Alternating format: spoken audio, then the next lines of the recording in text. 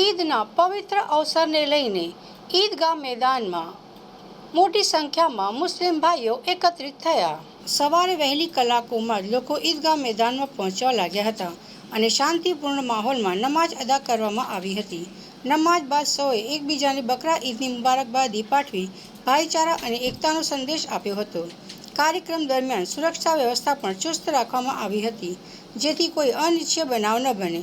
આ રીતે સમગ્ર વિસ્તારમાં શાંતિ, ભાઈચારો અને ધાર્મિક શ્રદ્ધા સાથે બકરા ઈદની ઉજવણી કરવામાં આવી. વડોદરા શહેર ખતીબ સૈયદ અમીરુલ્લાહ શુક્રુલ્લાહ આજે ઈદગાહ મેદાન ગાજરાવદી સ્થળે આવેલ ઈદગાહ મસ્જિદમાં ઈદ ઉલ અધા એટલે બકરી ઈદની નમાઝનું વિશેષ નમાઝનું આયોજન કરવામાં આવ્યું ને નમાઝ અદા થઈ.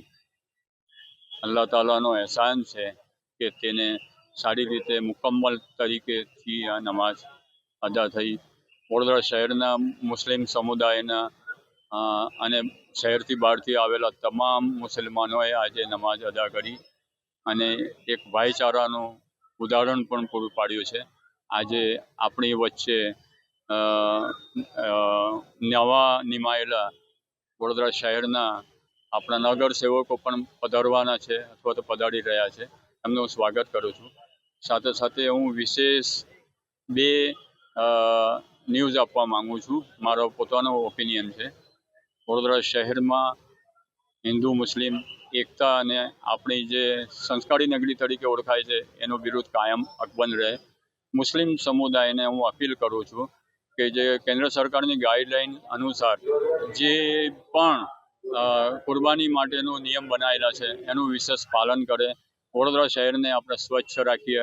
વડોદરા શહેર તરફથી જે કંઈ બી સ્વચ્છ માટેના જે પણ આયોજન કરવામાં આવેલું છે એને સાથ સહકાર આપી અને એક ઉત્તમ ઉદાહરણ આપણે પૂરું પાડીએ અને કોઈ પણ વ્યક્તિની કે કોઈ પણ સમુદાયની જાહેરમાં કે ગમે તે રીતે બી લાગણી ન દુભાય એવો ઉચ્ચાર કે એવું કાર્ય કે એવી ક્રિયા કે એવું કોઈ કાર્ય ન કરે એવું મારી તમામ મુસ્લિમોને એક અપીલ છે.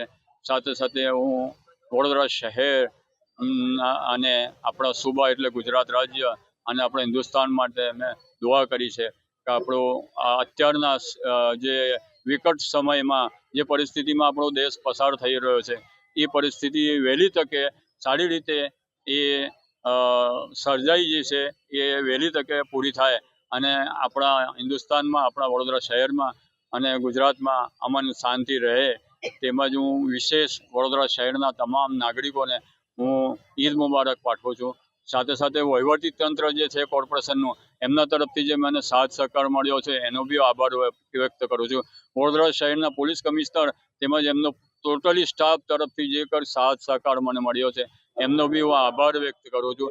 સાથે સાથે મારી આ અવાજ, મારો આ સંદેશ, મારી આ અપીલ જે વડોદરા શહેરના તમામ લોકો સુધી પહોંચાડવા માટે આ તમામ મીડિયાએ જે મહેનત કરી છે, જે પણ વ્યક્તિએ અને જે પણ ન્યૂઝના ચેનલના જેટલા બી સ્થાપક છે, જેટલા બી મેનેજર છે, તમામને હું ઈદ મુબારક પાઠવું છું. એમનો હું આભાર વ્યક્ત કરું છું કે આજે તે તમારા માધ્યમથી લોકોની સાથે મારો એક અવાજનો સેતુ બંધાયેલો છે એ તમે પૂરો પાડી એક ઉત્તમ ઉદાહરણ પૂરું પાડ્યું છે.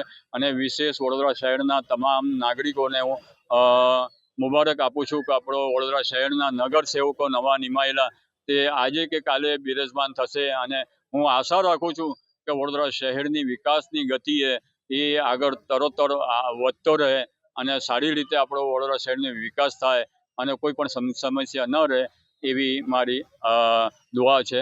સાથે સાથે હું તમામને ઈદ મુબારક પાઠવું છું.